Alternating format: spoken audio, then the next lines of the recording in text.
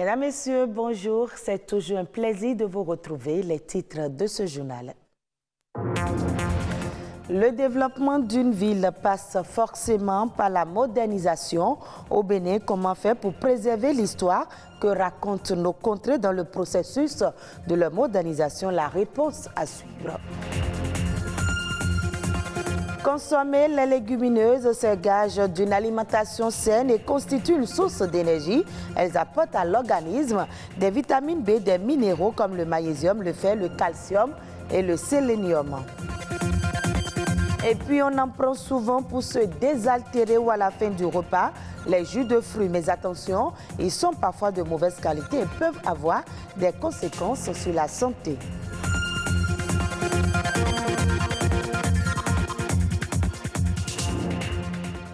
Merci de votre fidélité. Voix Cotonou, Parakou ou encore Porto Novo à l'image des grandes villes du monde est sans doute le désir de nombreux Béninois qui d'ailleurs n'hésitent pas à comparer les villes du Bénin, notamment la capitale économique, aux grandes métropoles. Mais selon les spécialistes, c'est une comparaison qui n'a pas sa raison d'être si l'on se réfère à l'origine de ces villes. Est-il bon de moderniser nos villes?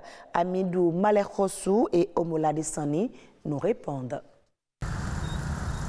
Nombreux sont les Béninois qui rêvent sans doute de voir Cotonou à l'image des grandes métropoles comme Londres en Angleterre ou Venise en Italie.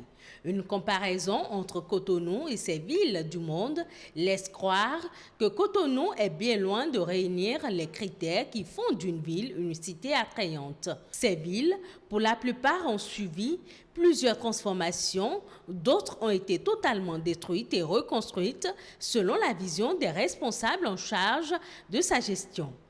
Un schéma national du territoire existe désormais au Bénin et a le mérite d'organiser en fonction des vocations l'espace national. Donc le défi aujourd'hui, c'est de faire en sorte que les villes, nos communes se dotent donc de documents de planification spatiale. La mise en œuvre du document s'avère nécessaire pour donner par exemple à Ouidah sa vocation de ville touristique et à Cotonou son statut de ville d'affaires.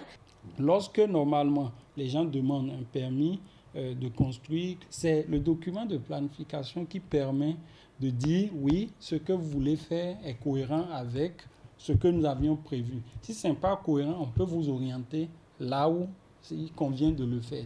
Tout projet d'aménagement du territoire requiert l'expertise d'un architecte. C'est aux spécialistes de rendre la ville attractive et susciter l'admiration auprès de ses visiteurs. Qu'on décide aujourd'hui de faire de Gary un très grand centre d'affaires.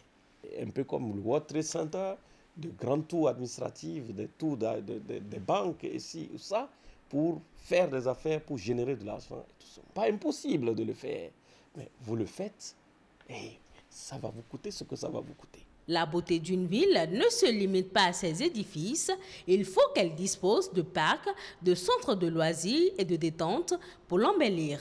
Parce que si nous libérons les marécages, nous aurons réglé plusieurs problèmes en même temps.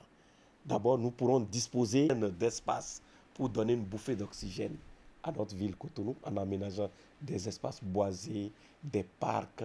Et deuxièmement, nous pourrons assainir notre ville. En dehors des places publiques, les quartiers et la qualité architecturale des bâtiments qui s'y trouvent donnent aussi à la ville son caractère atypique. Faire des habitations en hauteur, ce n'est pas dans nos cultures, mais nous sommes obligés d'en venir. On ne peut pas continuer à faire des extensions de lotissement alors que les centres-villes ne sont pas encore densément occupés. Il faut densifier l'habitat. Une ville est aussi belle si ses artères sont assez larges et des voies de circulation plus rapides. Actuellement, différents chantiers sont en cours d'exécution pour rendre nos villes plus modernes et attrayantes. Souvent oubliées dans nos menus, les légumineuses, encore appelées légumes secs, figurent pourtant parmi les aliments de santé à privilégier. Les légumineuses fournissent une énergie de qualité et limitent les fringales. La principale caractéristique nutritionnelle des légumes secs est leur richesse en glucides. Plus de précision dans ce reportage. Riches en nutriments, les légumineuses sont aujourd'hui des cultures essentielles pour l'humanité. Secs ou verts, elles sont des plantes dont les fruits sont contenus dans des gousses. Les légumineuses cumulent des qualités qui les rendent plus que recommandables pour les consommateurs de tous les continents. Quand des légumineuses, il faut savoir que c'est le haricot rouge, les lentilles, le pois vert, le cassoulet, le vanzon. Tout ce qui pousse dans une coque en égrène, c'est des légumineuses. Donc, les légumineuses sont adaptées à chaque individu selon leur santé. Et c'est un besoin qu'il faut dans le repas journalier, voire hebdomadaire, pour permettre à chacun de se ressourcer et de faire une bonne compensation des vitamines et minéraux. Comme la viande ou les produits laitiers, les légumineuses ont une teneur élevée en protéines et en acides aminés d'origine végétale pour l'alimentation humaine. Elles contribuent ainsi à la croissance et au développement de l'organisme humain. C'est riche en protéines végétales. Et parce que nous avons des protéines animales et des protéines végétales. Les protéines végétales, on en a besoin pour le maintien du corps. Les légumineuses contiennent naturellement de la vitamine B. La vitamine B, c'est la vitamine de la mémoire. Donc c'est pourquoi souvent les enfants, on leur conseille de faire la farine et de bouillir pour qu'ils prennent à certains âges. Et dans ces farines, vous verrez qu'il y aura le haricot rouge, le mil, le sorgho, tout cet ensemble des légumineuses avec les céréales à grains entiers se regroupent pour donner une tonicité à l'enfant, une bonne croissance.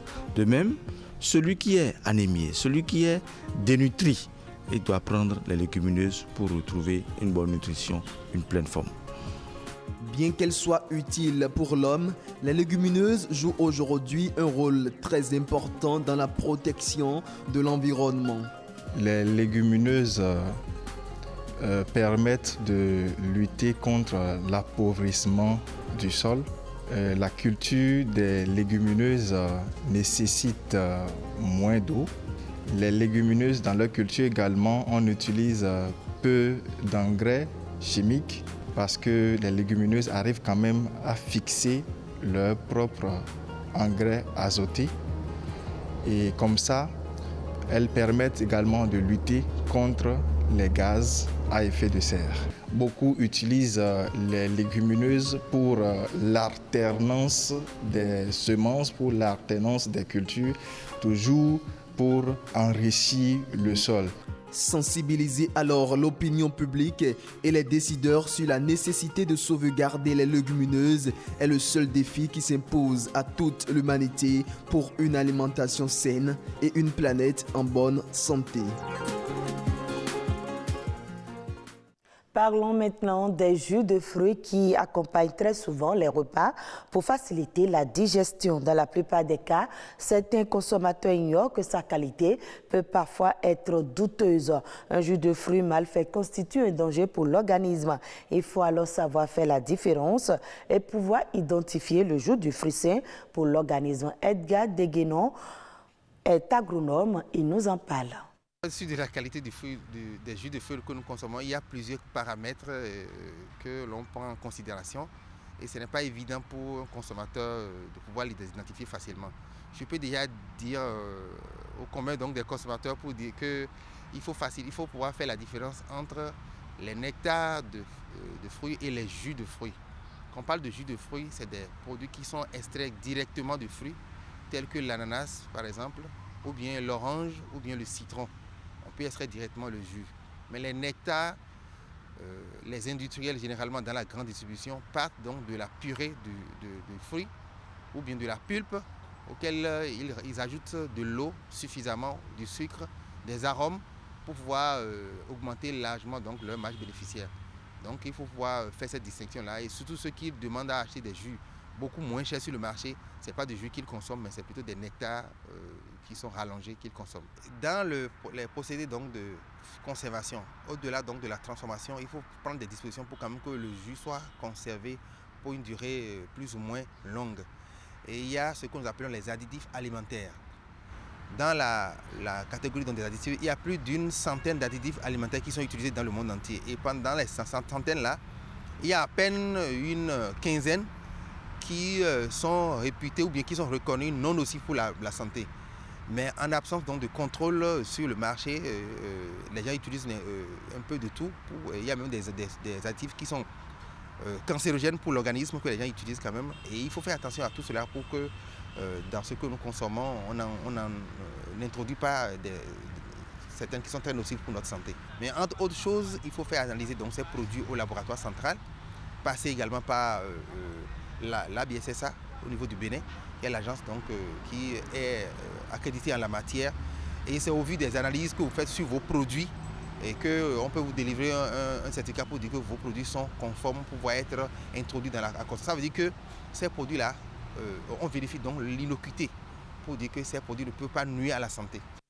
Suivons à présent la Nation en bref avec Ulvaeus Balogun.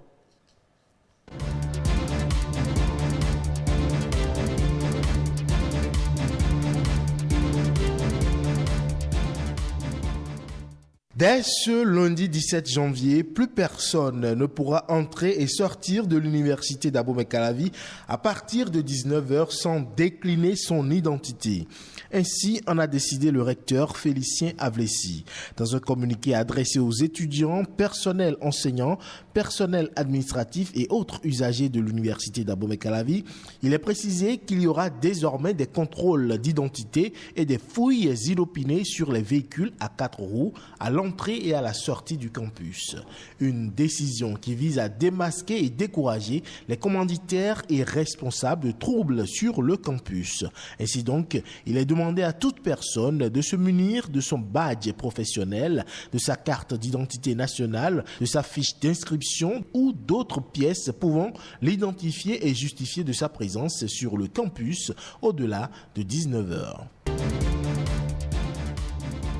La Banque arabe pour le développement économique en Afrique, BADEA, a débloqué 60 milliards de francs CFA pour le compte du projet d'aménagement hydro-agricole et d'équipement de 12 000 hectares de terre. Le dit projet devrait contribuer à la relance durable du développement économique et social au Bénin. Il cadre avec la vision du gouvernement de faire du secteur agricole un secteur dynamique à l'horizon 2025, compétitif, attractif, résilient au changement climatique et créateur de richesses répondant de façon équitable aux besoins de sécurité alimentaire et nutritionnelle de la population. L'accord de financement est intervenu lors du 2e forum arabo-africain pour le commerce et le développement qui s'est tenu au Caire en Égypte en décembre 2021.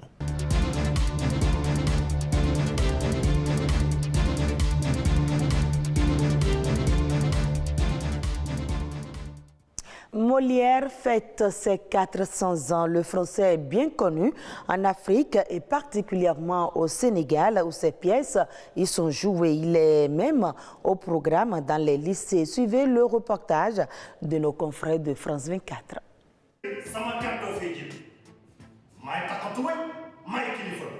C'est en Wolof que Sganarelle et Martine se disputent dans cette scène bien connue du médecin malgré lui. Et dans cette langue très parlée au Sénégal, la comédie de Molière n'a rien perdu de son mordant.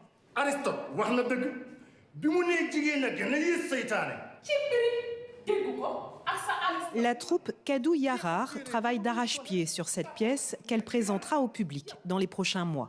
Une expérience unique mais exigeante pour ses comédiens. Tu interprètes un rôle qui est écrit depuis très longtemps et que tu dois respecter le personnage de Sganarelle, c'est pas si facile. C'est par amour pour sa langue maternelle et pour Molière que Mamadou Diol a traduit fidèlement ce texte en Wolof. Selon lui, le dramaturge français décrit à la perfection la société sénégalaise d'aujourd'hui. C'est comme s'il vivait là tellement. Les thématiques qu'il a décrites nous sont familières. Les violences conjugales, la médecine. Pendant le coronavirus, tout le monde était médecin malgré lui. Au Sénégal, Molière est également présent dans les lycées où il figure au programme, notamment en classe de seconde. La vie et l'œuvre de l'auteur sont enseignées avec passion par ce professeur. Tenez-vous bien, il est mort après la 4e représentation du malade imaginaire. Et naturellement, ça les intéresse. parce que l'histoire est captivante. Ensuite, Molière est un auteur qui écrit très bien, il est un classique, et pour toutes ces raisons-là, et pour l'homme qu'il est, c'est un cours qui est très intéressant pour les élèves, qui attire leur attention et que nous aimons bien enseigner en seconde. Corneille ou encore Racine font partie des auteurs également enseignés au Sénégal. Retrouvez cette édition sur le site de l'ORTB, www.ortb.bj. Merci à vous de nous avoir suivis.